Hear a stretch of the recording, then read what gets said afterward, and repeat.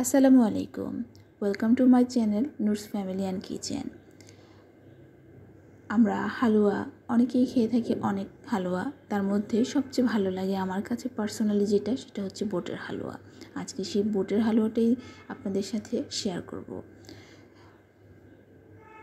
চলে যাই মূল রেসিপিতে। আমি হাফ কেজির মতো বুট আগে থেকেই সিদ্ধ করে নিয়েছি। দেখতেই পাচ্ছেন মোটামুটি অনেক ভালোভাবেই সিদ্ধ করে নিয়েছি। এবার ব্লেন্ডার জারে নিয়ে নিচ্ছি। ঠান্ডা হওয়ার পর সাথে দিয়ে দিচ্ছি ঘন করে জাল করে রাখা দুধটা আর বুটটা একসাথে আমি ভালোভাবে ব্লেন্ড করে নিয়েছি। এবার আমি পাত্রে দিয়ে দিচ্ছি ঘি আমার মোটামুটি 2 টেবিল চামচের মতন দিয়েছি আমি। আপনারা চাইলে আপনাদের টেস্ট অনুপাতে তেল, বাটার বা ডালডা যেটা ইচ্ছা ইউজ করতে পারেন। আমার কাছে ঘিয়ের ফ্লেভার ভালো লাগে, তাই আমি ঘিটা ইউজ করেছি। দেন তার সাথে দিয়ে দিচ্ছি গোটা কয়েক এলাচ, এটাও আমি ঘিয়ের সাথে ভেজে নিচ্ছি। দিয়ে দিচ্ছি দারুচিনি।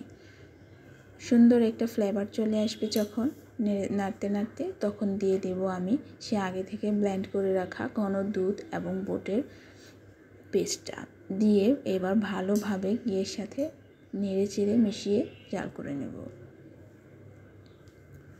দেখতে পাচ্ছেন একদম ভালোভাবে মেশানোর পরে লিকুইড হয়ে গেছে। এবার আমি যে আরও দুধ ছিল ঘন করা, সেই বাকি দুধগুলো দিয়ে দিয়েছি। আমি অলমোস্ট এখানে 1 কেজি দুধ ঘন করে নিয়েছিলাম। আপনারা চাইলে আপনাদের টেস্ট অনুপাতে দুধটা দিতে পারেন। এবার আবার নেড়ে চেড়ে দিচ্ছি। ঘন নাড়তে হবে, নাহলে নিচ দিয়ে লেগে যাবে এবং টেস্ট এবং ফ্লেভার দুটাই নষ্ট হয়ে যাবে। এ পর্যায়ে আমি অল্প একটু লবণ দিয়ে দিয়েছি, কারণ আমি বুট সিদ্ধ করার সময় লবণ দিইনি। আপনারা চাইলে বুট সিদ্ধ করার সময় লবণ দিতে পারেন। লবণ দিলে সব কিছুর টেস্টের ব্যালেন্স আসে, তাই 1 চিমটি অনুপাতে লবণ দিয়ে দিবেন। এবার আমি দিয়ে দিচ্ছি হাফ কাপের মতো চিনিটা আপনারা আপনাদের টেস্ট অনুপাতে বাড়িয়ে কমিয়ে অবশ্যই দিবেন। ভালোভাবে নেড়ে চেড়ে নিচ্ছি। দেখুন চিনি দেওয়ার পর অলমোস্ট পানি ছেড়ে একদম পাতলা হয়ে গেছে।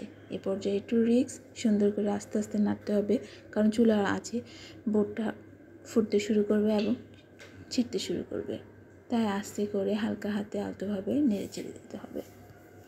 আবারও বলছি, আমি অবশ্যই অনবরত নাড়তে থাকবেন, নতুবা নিচ দিয়ে পুড়ে যাবে এবং টেস্ট এবং ফ্লেভার দুটোই নষ্ট হয়ে যাবে।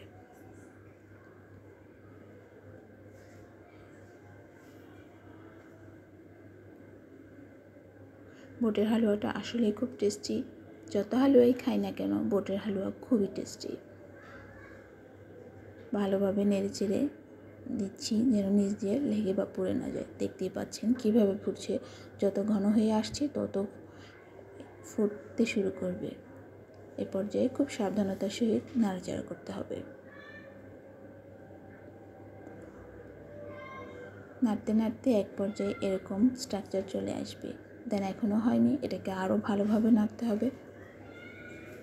নেড়ে চেড়ে একদম শুকিয়ে নিচ্ছি। এ পর্যায়ে আমি অ্যাড করে দিচ্ছি 2 টেবিল চামচের মতো পাউডার মিল্ক।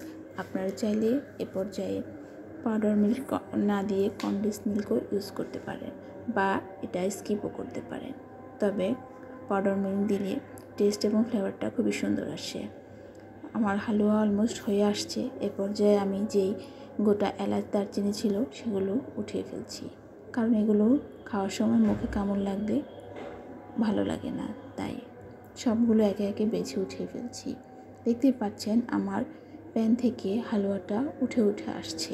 এ পর্যায়ে বুঝতে হবে অলমোস্ট আমার হালুয়া চলে আসছে, হয়ে গেছে। এবার আমি ট্রেতে ঘি ব্রাশ করে নিয়েছি। দেন আমার এই হালুয়াটা আমি স্প্যাচুলার সাহায্যে একদম প্লেন করে কেকের মতো করে নিচ্ছি। আমি কুকি কাটার দিয়ে কেটে নিয়েছি। আপনারা চাইলে আপনাদের পছন্দ অনুপাতে কেটে নিতে পারেন। অল্প একটু হালুয়ার মধ্যে আমি ফুড কালার ইউজ করে এভাবে কেটে নিয়েছি। এটা জাস্ট সৌন্দর্যের জন্য, আপনারা চাইলে করতে পারেন, নাও করতে পারেন। যারা আমার ভিডিওটি দেখছেন তারা অবশ্যই আমার ভিডিওতে ভালো লাগলে একটা লাইক দিয়ে দিবেন এবং আমার চ্যানেলটাকে সাবস্ক্রাইব করে দেবেন এবং আমার পাশে থাকবেন। আল্লাহ হাফিজ।